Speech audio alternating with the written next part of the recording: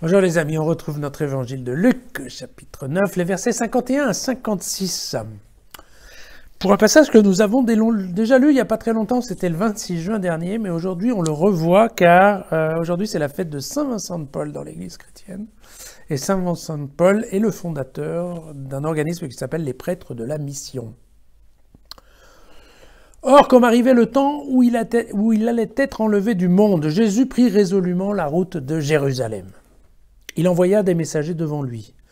Ceux-ci s'étaient mis en route, entrèrent dans un village de Samaritains pour préparer sa venue, mais on ne l'accueillit pas parce qu'il faisait route vers Jérusalem.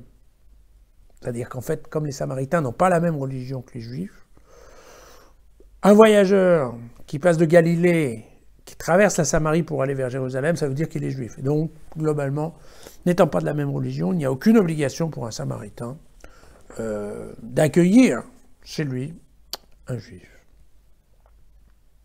Voyant cela, les disciples Jacques et Jean dirent « Seigneur, veux-tu que nous disions que le feu tombe du ciel et les consume ?» Mais lui, se retournant, les réprimanda. Et ils firent route vers un autre village. Voilà. Alors, écoutez, c'est un texte qui est plein de références bibliques. Je pense que je vous les avais déjà données, mais je vous les répète. Tout d'abord, dans le deuxième livre des Rois, au chapitre 2, il y a une phrase qui est la suivante. « Sais-tu qu'aujourd'hui, le Seigneur va enlever ton maître dans les airs au-dessus de ta tête ?» Et donc, vous voyez le lien qu'il y a avec « Arriver le temps où il allait être enlevé du monde ». Voilà, nous sommes là. Aussi, un autre passage d'Ésaïe au chapitre 50. « Dès lors, j'ai rendu mon visage dur comme un silex. » Alors cette prophétie d'Ésaïe, enfin ce passage d'Ésaïe, c'est pour nous dire qu'effectivement il y a nous faire sentir la détermination de Jésus à aller dans la direction de Jérusalem, parce que ce voyage à Jérusalem, vous savez que en effet c'est la structure vertébrale de tout l'évangile de Luc, et de toute évidence Jésus sait déjà qu'en fait c'est la marche vers la mort. Et donc c'est pas facile, ça correspond bien à une décision tout à fait maturée de sa part, de dire j'y vais quand même. Et donc, il y a bien cette notion, vous voyez, qu'il prit résolument la route de Jérusalem. Il envoya des messagers, alors c'est messagers devant lui, mais en fait la traduction exacte en grec, c'est devant sa face. Et donc c'est pour ça, c'est cette image du visage qui est dur comme un silex. Et puis, bien entendu, on retrouve un deuxième passage du deuxième livre des Rois, qui était au chapitre 1, les versets 10-12, où on a cette phrase « Que le feu descende du ciel et qu'il te consume, toi et tes 50 hommes ».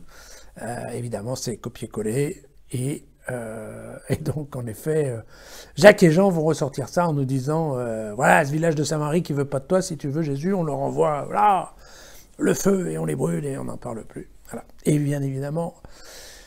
Lui, se retournant, les réprimanda. Pourquoi? Parce que, justement, donc ce texte, il est choisi toujours, effectivement, dans le cadre de la formation des disciples à la mission. Et très clairement, Jésus dit, attention, la mission, c'est pas comme elle était dans la partie de la Bible. Moi, c'est pas un Dieu qui punit. Moi, c'est un Dieu qui, on vient en propos, si on n'est pas accepté, on s'en va. Vous savez, il y a d'autres moments de l'Évangile où on dira, on secoue la poussière de nos sandales et on repart autre part. Mais il n'y a pas de conflit, il n'y a pas de punition, il n'y a pas de vengeance. On n'est pas dans le Dieu vengeur du tout. On est au contraire dans une option qui est ouverte, mais là où l'hospitalité est refusée, on s'en va. Voilà. En tout cas, moi, vous pouvez venir me retrouver demain.